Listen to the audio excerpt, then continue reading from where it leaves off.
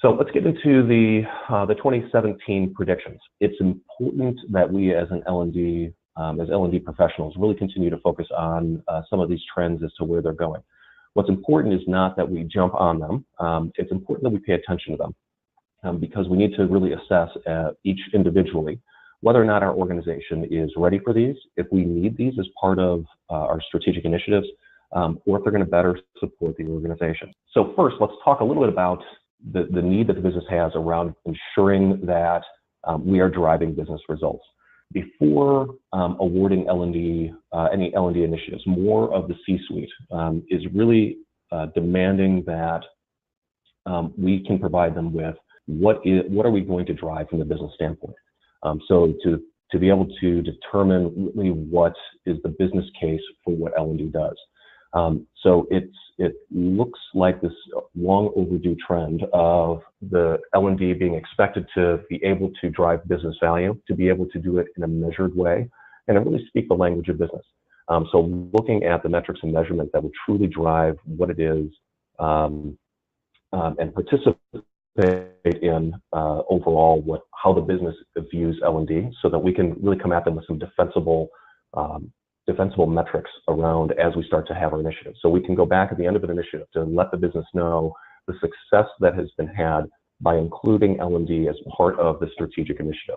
As you start to look at your organization, it's important that you start to look at how are you providing the metrics and measurement that the business needs to be able to allow them to quantify the business value that L&D is driving back into the organization.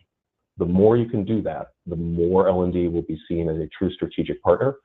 Again, that'll be more of the ability for L&D to be able to get funding and to be really active in those critical things inside the organization. And it really allows you to be able to have those increasingly important business conversations around where is the business heading. You'll be included more earlier, more often in the conversation if you continue to show the success that L&D has within all the initiatives that are going on. The next one that we're seeing is really around interactive video. There's a lot of things going on now with flat video. So you see a lot of short snippets, YouTube types of things. But interactive video has been really kind of off on the fringes here for quite a while, but has always been kind of this weird, awkward gimmick that a lot of organizations have been looking at. If you remember back to the old VHS tapes where it was the interactive video where you would pause the video, discuss, and then continue on. Well, what this is really doing is it's real interactive video is really ready for prime time and more of a learning deliverable over the next year or so. Think of it as kind of a choose your own adventure. So as you're putting in different hotspots inside of the video, it allows you to be able to interact with the video when it pauses, to allow you to be able to interact, to be able to go to different areas and different aspects of the video. And the best part of this is actually you're seeing a cost reduction as this is becoming more mainstream. So instead of just having that passive video, that's sitting back and watching that passive video, they're allowing the users to be able to more interact with the video and things that are being presented to them in real time. So it provides a little bit more textual interaction. Now, one thing I do want to caution is in the near term, what we are seeing is that there's this overuse towards low fidelity video to quickly fill this content void. So it'll be very similar to when e-learning was first coming out and everybody was racing to fill their libraries with as much e-learning as possible.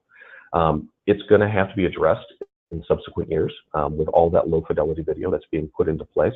So make sure as you start to put in some of that low fidelity, or you start putting in all those videos, that you're really looking at what the plan is moving forward so that it doesn't become this vast wasteland library that's currently out there. So take your time before jumping into the interactive video because you want to make sure that you have that plan for it moving forward. Customized learning. So there's been a lot of talk about people with customized learning, but through the use and the maturity of HTML5 and the Experience API, it's basically Tin Can or xAPI, it'll continue to gain speed here in 2017 and into 2018. As the tools continue to mature, as the tools become easier for people to be able to leverage and utilize themselves without having to do a lot of custom coding, we're going to see more of this usage come up quickly. So HTML5 really provides that environment for learning professionals to develop a training course for a wide range of platforms. So it allows you to be able to be platform agnostic.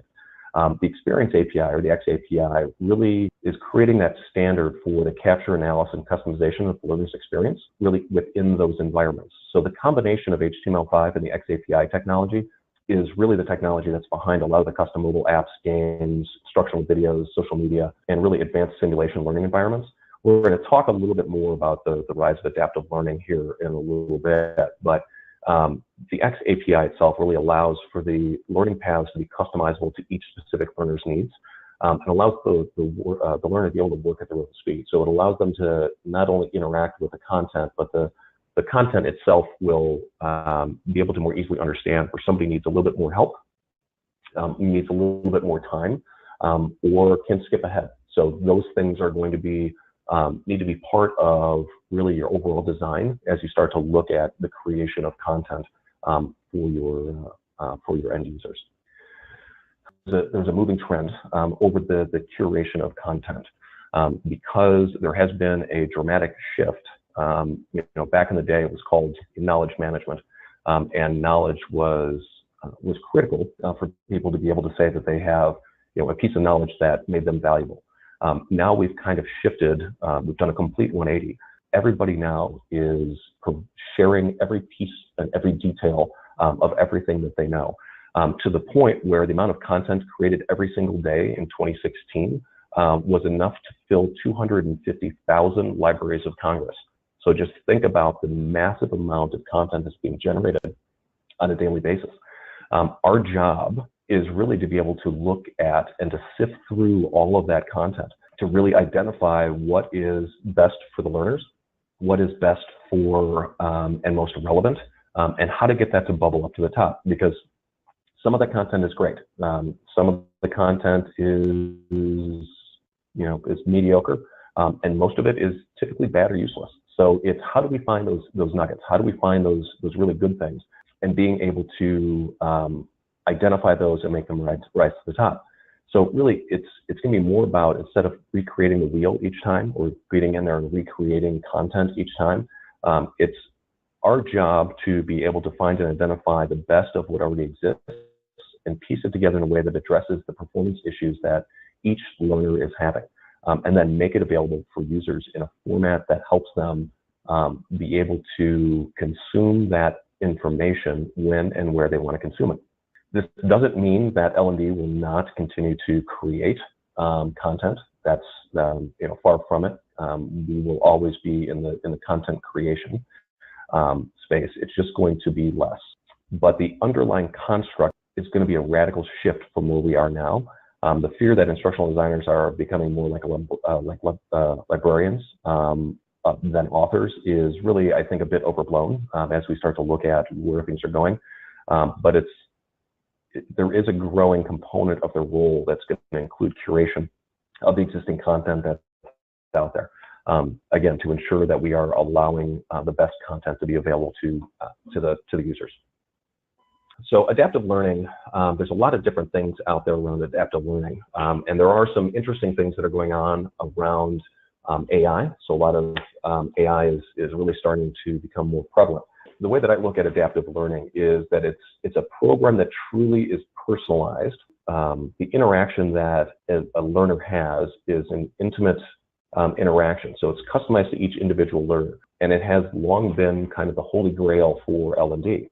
Using artificial intelligence, algorithms, deep analytics, adaptive learning is really a future technology that's going to be coming. It's a little bit rudimentary right now as things start to happen, but what it does is the system determines a user's unique performance support needs based on their job requirements, the results of skill and knowledge assessments, and their near and long-term career goals. And it generates a learning plan and content recommendations that are specific to that individual. And what it does is it continually looks at the individual and how they're growing, and continues to redo that algorithm. So it continues to learn about the individual and each individual that's there. So if I'm doing the same job as somebody sitting next to me, the interaction that I would have with the system or with that adaptive learning module would be completely different and unique to me. So when you look at, besides the obvious theoretical benefits to individual learners, the adaptive learning systems could provide company executives with tremendous insight into personal needs and organizational strengths, and be able to optimize the resource development, budgeting, and workflow balancing. So as they start to look at the organization, they can really look at the organization differently based on the information that is gathered through this system. This would really get rid of those days of having that really tight, rigid curricula that all the learners have to navigate through, and instead they can really self-access and are presented with a series of learning experiences that are unique and customized to them to help them achieve both their personal and their professional goals as they're going through this. This is something that is coming, I would say, probably in the next 3 to 5 years. You'll start to hear more and more about this as it moves forward. But as people are starting to understand how to manage the data lake that's currently out there of all this data, all this information, and being able to leverage a lot of the AI components that are out there, you're really going to see a big rise in true adaptive learning to the masses. Not every performance issue requires learning, much to the chagrin of I'm sure most of the people that you support. This isn't news to most of us. So it's everybody comes to us and is looking for that hammer, the learning hammer. Whenever something goes bad, it's a learning issue. When something's going well, it's not. But it's really important that we begin to kind of push back on the demands for learning solutions, and instead really start to look more deeply into what is the right solution. There's a big push now for a lot of moving to more of kind of a portfolio management model to prioritize the requests, really look at how does it fit within the broader context of not only the portfolio, but in the broader context of where the organization is heading, to ensure that the requests that are being made are really being made to better the organization and the individual to better the organization. So it becomes kind of this big overhaul. Instead of being a group of order takers, really starting to look at a little bit more deeply, how does this request really fit into the overall portfolio of what L&D is managing. We currently live in a mobile high demand world where things are moving very, very quickly. Learning is now what happens on somebody else's schedule at a predetermined time or at a designated location, and it becomes more and more outdated. So the idea is that we really need to be able to engage the learner and create learning solutions and performance support to the user population, however and whenever they want to consume it. So it's important that you have multimodality, that you are anywhere and everywhere they need you to be as you're going through this. Mobile learning has been, in particular, has seen a lot of false starts over the past decade. Until recently, there's been a lot of talk about it, but only about 2% of companies were really doing it. But with the whole advent of a lot of the native or HTML5 responsive design, it's making it easier to create an agnostic performance support tools for each of the different types of devices that the end users will bring in. So now, since we don't have to go through a predefined app, we don't have to go through a lot of the IT organizations. We can go direct to the end users. That, I think, is what's going to allow the whole mobile learning to be able to really blossom and to what's going to really kind of drive those things forward.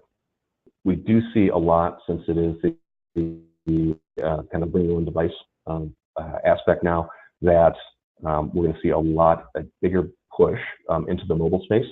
L&D now, as you're starting to look at all of your initiatives that are currently going on, it doesn't take that much more effort to make things mobile ready. So make sure you take the time to get things mobile ready so that when the organization is ready for mobile, you're already there. You don't have to go back and redo a lot of the different things that you've currently done.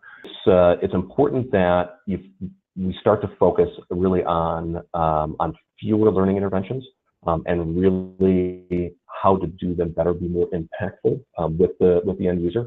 So how do you make sure that you are doing more with less touches? How can you be more impactful with less touches so that people can really The learning is then integrated into what their daily workflow looks like. So there's not these formal learning events that are happening. Make sure that the learning is personal and unique to each individual. It has to be to retain and to continue to be part of the conversation. It's important that that it's personal, that it's unique to each individual user that touches the learning space. Don't let technology overshadow what you're trying to accomplish with the business. People focus a lot about technology first and then figure out how to use it second. Make sure if you're going to be leveraging technology that you first understand how you're going to leverage it, how it's going to impact the user base. It should be one of the tools or the enabler to allow you to do the things that you need to do inside the organization. Make sure that the business can quantify the value that L&D brings back to the organization. We touch the most valuable asset that the organization has, which is its people. The impact that we can have as learning professionals is unbelievably large. And it's important that we continue to let people know what the good things that we've done. So I affectionately, since it's getting towards football season, it's okay for us to spike the football, and it's okay for us to be able to let people know all of the great things that we do for the organization. Because if we don't, sales or marketing will take credit for it. Somebody asked a question around gamification and why that wasn't on the list of things. So gamification, there's been a lot of debate around gamification. There's been a lot of things talked about for years around gamification. It's a great tool. It should be part of the tool in the tool belt, not necessarily the destination. And it's expensive, it's time consuming, the results that are being driven from it. I don't see the promise that's been truly made within gamification. Another question, is xAPI starting to be more widely used? It seems like it never really took off. I think part of the reason why it never really took off is that people are trying to figure out actually how to leverage it, and the tools have not become easy enough for really the masses to be able to leverage. So it's still been kind of in the hands of the heavy technologists to be able to do that and to leverage that. So it hasn't been as widely used or adopted just because it's been a difficult thing for, I think, all of us to get our arms around, because the tools have not been made easy enough yet for everybody to be able to clip into it. So I do see xAPI beginning to really start to take off, really as you start to pair it with a lot of the HTML5. I think there's some more general maturing that needs to take place. So I would say it's probably going to be the next year and a half before it really starts going. What authoring tools, in your opinion, are aligned with the learning culture of the future? There's a lot of different authoring tools that are out there. It's not really an authoring tool per se. I think as you start to look at some of the tools like a Degreed, you see it's more of an aggregator, and you start to see a little bit of the smarts that are being rolled into that to allow people to create their own learning. As you start to wrap more of the AI around it, you're going to see more of those kind of tools that are there. I would say that's probably one of them that is probably the furthest along from what I've been looking at. Otherwise, I think a lot of the tools themselves, when you look at some of the storyline, you start looking at the Lectoras, you start looking at Captivate, all of those, I think are okay. I don't think that they're going to necessarily be the tools of the future. There are some that are being built now more around providing for HTML5. They're not mature enough yet, but I would pay attention to some of those tools that are really more geared towards the HTML5 and less geared toward more around where you hear things like they're mobile ready or capable. It really starts to look at the ones that are being built that are going to be native. That's going to be absolutely critical. Really in the next 10 years, so that I grabbed this quote, and you'll see this gradual transition from internet to a brain net, which is really being able to capture a lot of the emotions, feelings, and memories along with the content. So when you start to look at how we're going to record history, just as an example, so history will be now more recorded instead of just having that flat feel of what's going on, but it'll also provide additional context around the emotional decisions that were being made, the feelings that are being made, and really the memories that are being made there. So you're going to start to see more of that type of thing really coming in the next 10 years. So instead of being that flat internet, but really get more contextual around how things are approached. So one of the other trends that we're seeing is the move to microlearning. I jokingly say, for those of us that are old enough to remember, we used to call it performance support, but that's only kind of part of the picture. So really, microlearning is really the bridge between the more expansive programs of learning and the supporting performance inside the workflow of the day-to-day for each of the users. So this concept is pretty similar to a lot of the performance support that we remember from the past, but it leverages new learning methodologies and techniques to deliver really learning in short bursts. And so it's meant to create this ongoing learning support to reinforce knowledge and skills really outside the classroom. So when we look at the post-learning strategies that you need to implement inside of an organization, once they leave the formal learning construct, it allows them to be able to have a continuous learning and reinforcement that's needed to ensure that the new behavior, skills, and knowledge really is sticky. So it continues to be sticky.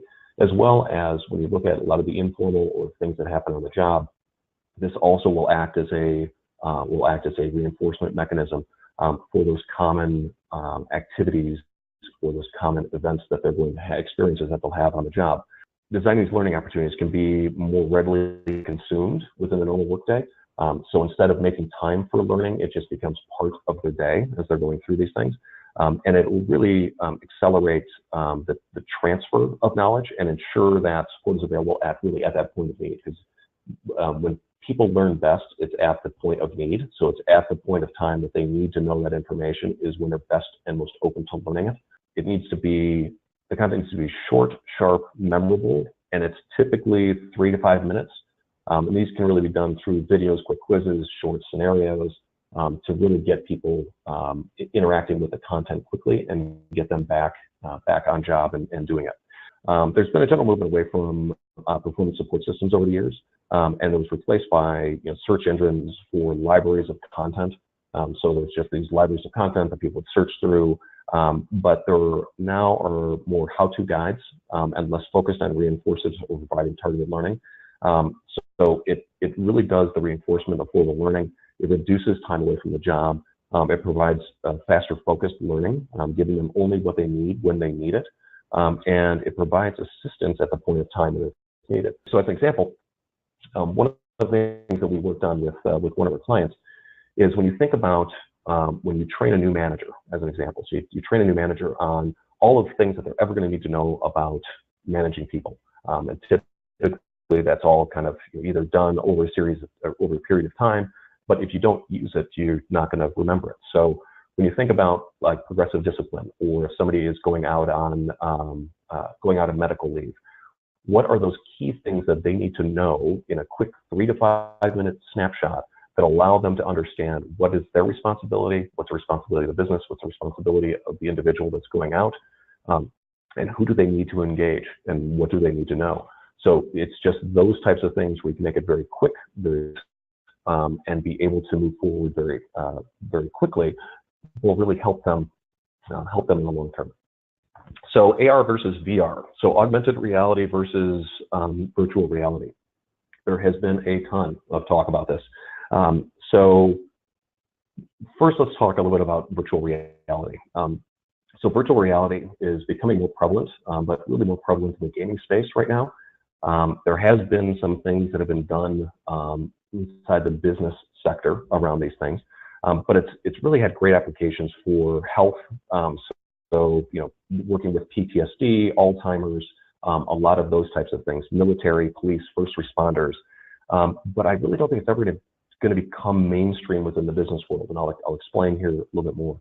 But the idea of having people wander around with glasses covering their face, you have to create the environment in which they need to function, so that as they walk around these areas, do you want to make it tactile? So to be able to do that, then you need to create a virtual room or virtual setting where they can then touch different things that are out there. But and it's very expensive to create the entire world that's there, and difficult to maintain. To really trick the brain, and that's what a lot of the VR does. To think that it's in a virtual world takes an understanding of the tools and senses that the human brain uses to figure out what's real in the real world, and then use those tools and tricks to really fool the brain into thinking that's in a new world. The problem is VR only uses really two of our senses. So sight and hearing are the two senses that is all that it currently uses. Which then you start to look at how does the brain encode memory. Because what you're trying to do in that VR or AR is really be able to help people learn or be able to encode a memory or an experience that they can recall later.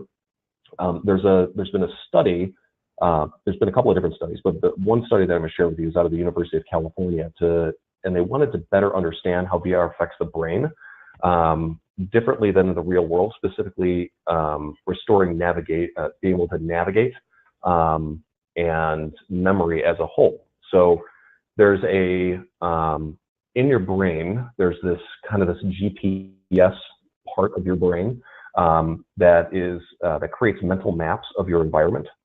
And so what they did is they did a study with rats, were introduced into a virtual environment, and were allowed to explore the room, explore everything that was going on inside the room.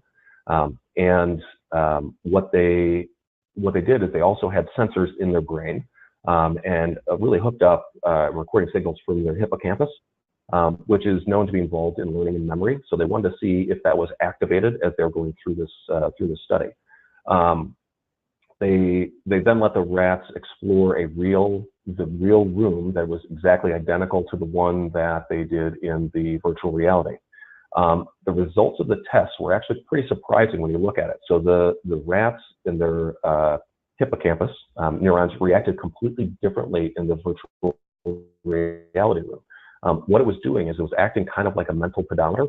So it was letting the brain know that it was a certain number of steps to get here and a certain number of steps to get there. But when they were put into the real room again, the whole hippocampus started really firing off, and suggesting that the rats really had no idea where they were, even though that they had gone through the virtual reality in the past. So they studied other cells in the brain, comparing what happens in virtual reality as compared to the real world in relation to memory. So the way that what they found in this whole thing is that it takes more than just those two senses to encode memory in your brain. So they have different groups of neurons that communicate two different languages simultaneously, so rhythm and intensity. So the virtual world, the rhythm, so the language, is similar to that in the real world, but the VR disrupts the intensity portion of language. So VR, it doesn't allow, so part of what to encode memory is it has to do with smells, it has to do with touch, to really be able to get that spatial piece in there. So VR still can't replace the real environment enough to trick the brain into thinking it's a real experience. And it really doesn't encode those memories the same as it does in the real world. So while VR has a lot of promise, it is not encoding the memories that we need to have it encode to really be able to drive the types of behaviors that we need to drive. So that's virtual reality. Augmented reality, and I want to give a quote from Tim Cook, the CEO of Apple. So what he believes is that one, Apple is investing far more into augmented reality than into virtual reality. I know Google is kind of going all in on the virtual reality, but that they feel that AR is really more the future, not VR. And they feel that it's more personal, that it's more social. AR is more social and personal than VR is. So that's why they want to move in that direction. So augmented reality, for those of you that may not be as familiar, it basically takes the real world environment and does an overlay on top of it. So it will overlay things on top. So think about if you wanted to learn how to open up a water bottle. what you could do is look at the water bottle, and it could provide you instructions of how to unscrew the top of the water bottle in real time. So the forecasts, so the market forecast, when you look at the market cap forecasts that are going to be happening here, that by 2020, the market cap will be about $150 billion for AR and VR. But AR is predicted to be about 120 billion of that. So you're going to see more things happening with AR. You're going to see more things become available, more tools become available with AR. What it also does, it allows for more interaction with smell and touch to deepen the encoding of those memories. It allows for performance support in real time, so you can not only be talking with somebody, but you can provide performance support in real time. So when you think about it for manufacturing, medical, commerce, all of those things, you can really start to leverage it in real time to help people perform better in their normal day-to-day function. Coaching and development, so you can see what the other person is seeing. You can actually put in a pair of hands and help them kind of work through things together. And it's really a more authentic virtual experience that gives a psychological and physical experience that can transfer very easily to real life because you are working in real life. You also don't, the cost of maintenance is much less expensive, but you also don't get there's a dizzying effect if you spend too much time in virtual reality. That's where you hear a lot of people get sick when they come out of virtual reality. So it's important that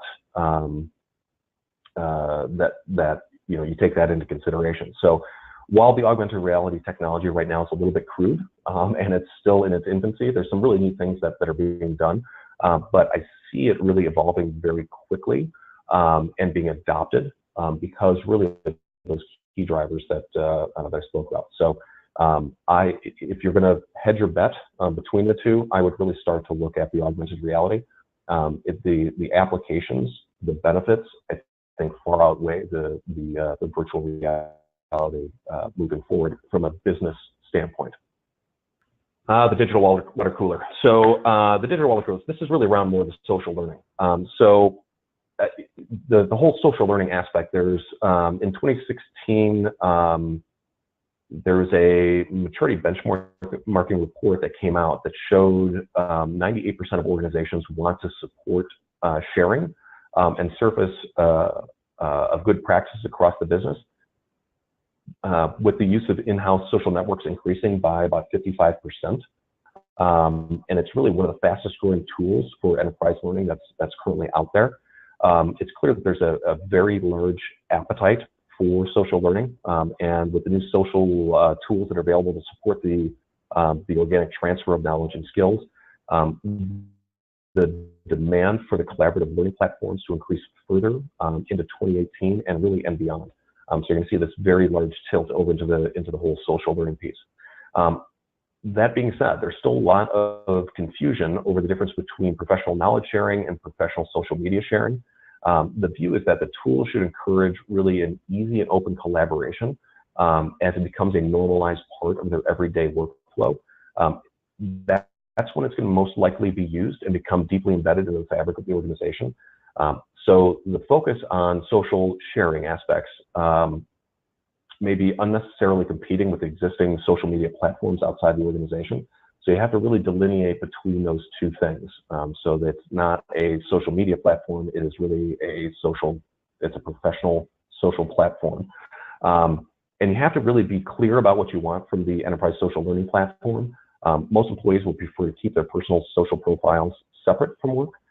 So think carefully about separating out the cultural engagement from getting the work done.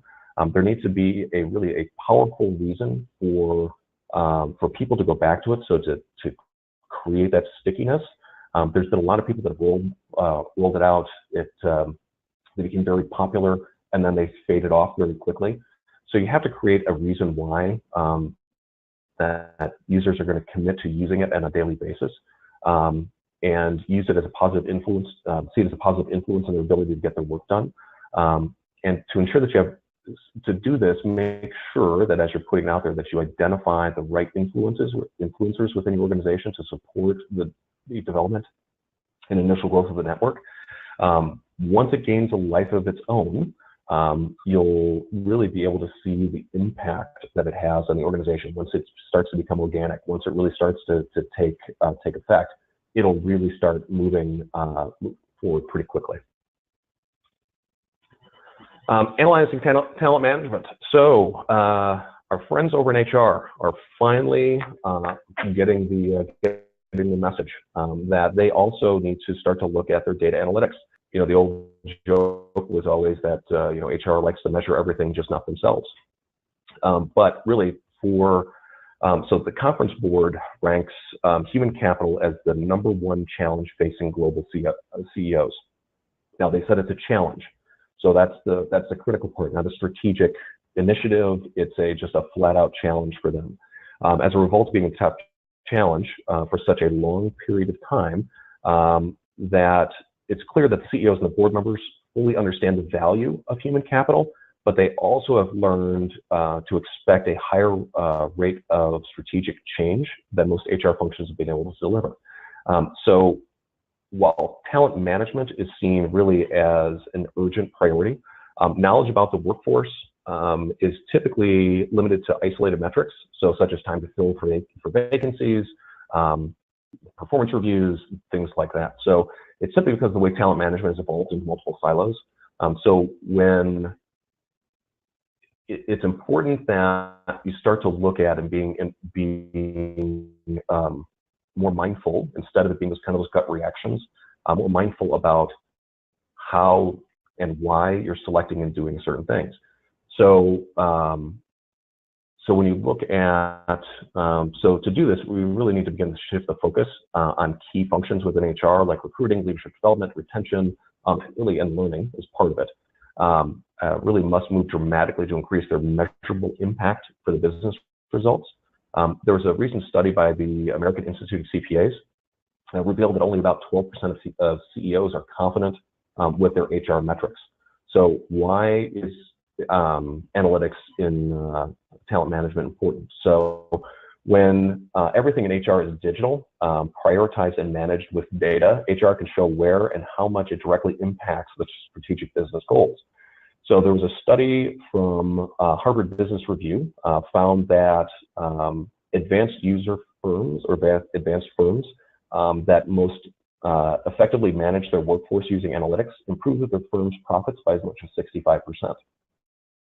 So if you're using the analytics the right way, if you're using those to help drive your decisions inside of HR, there is a direct line to improving the profits of the organization.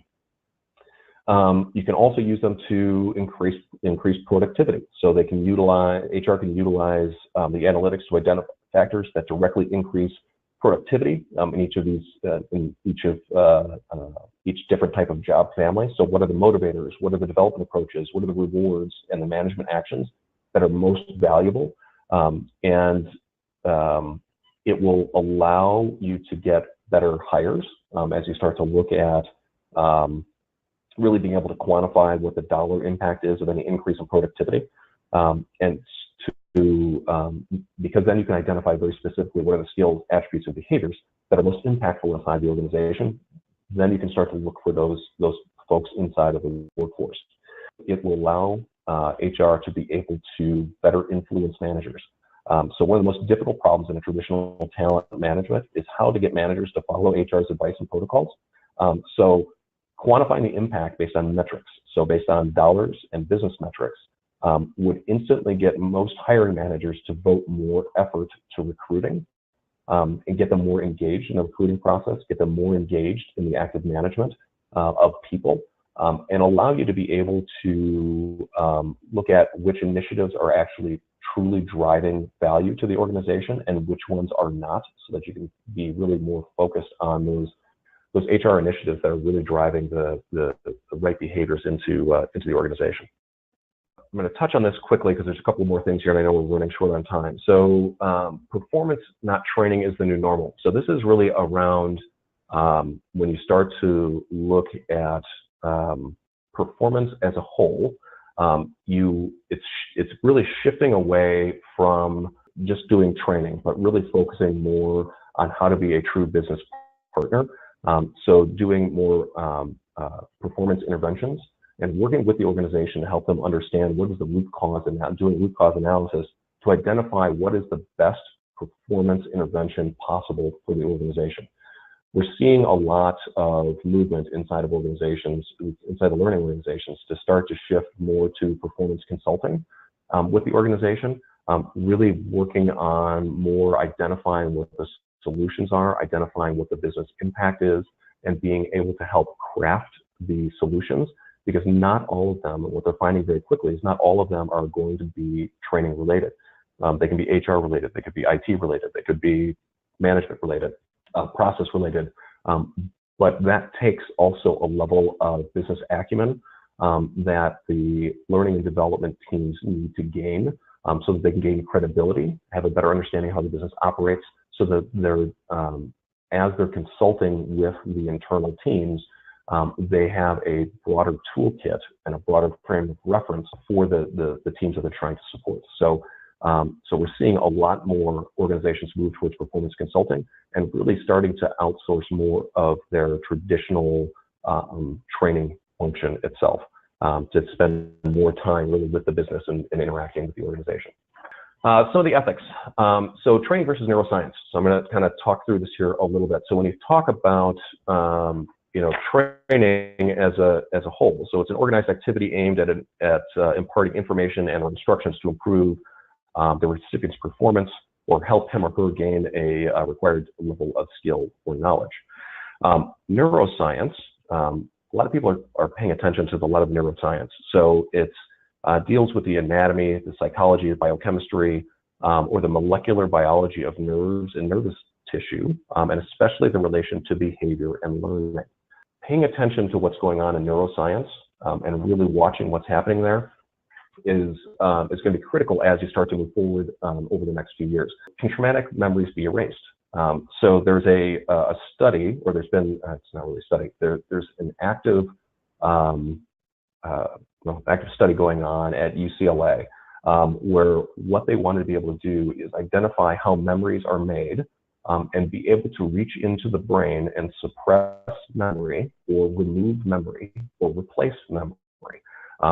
And it sounds pretty far-fetched, but what they have been able to do is actually in an organism, they figured out very specifically the protein that allows for memory to be made, and they've in a couple of organisms currently, they've been able to remove memory. So they've been able to go in there and pluck out a very specific memory within that organism's brain function,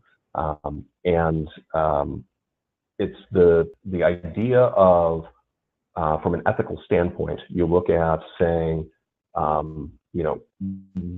removing memory or inserting memory, as you look at how the brain operates and how it functions, and how can we be able to teach people better? Is it easier just to implant a memory into them? And this, to let you know, this study has been going on now since 2011. So they've been able to prove that it works, and they're actively looking at and pushing to continue the process to really help with veterans of war, rape victims, any type of horrific crime. That's initially what it's meant to be for, but like the road to hell is paved with good intentions. The last one is through DARPA. So this is their targeted neoplasty training program. They've funded 8 major universities on how to accelerate the acquisition of through brain stimulation to be able to, in a sense, download learning into the brain. So how can they, you go in, you need to learn Spanish, and in an afternoon you are fully fluent in Spanish because they're able to really understand how to implant that type of knowledge into your brain. So there's a couple of different studies. So I would recommend going out and reading about that. So it's a DARPA TNT program, so Tom Nancy Tom program. It's very interesting, but it's also will change the way that learning is conducted in the future. So it is a very it's a very interesting study. So what I'm going to do is I'm going to go ahead and pause now, and we'll go ahead and get into any questions. So which one trend or innovation are you most excited about and why?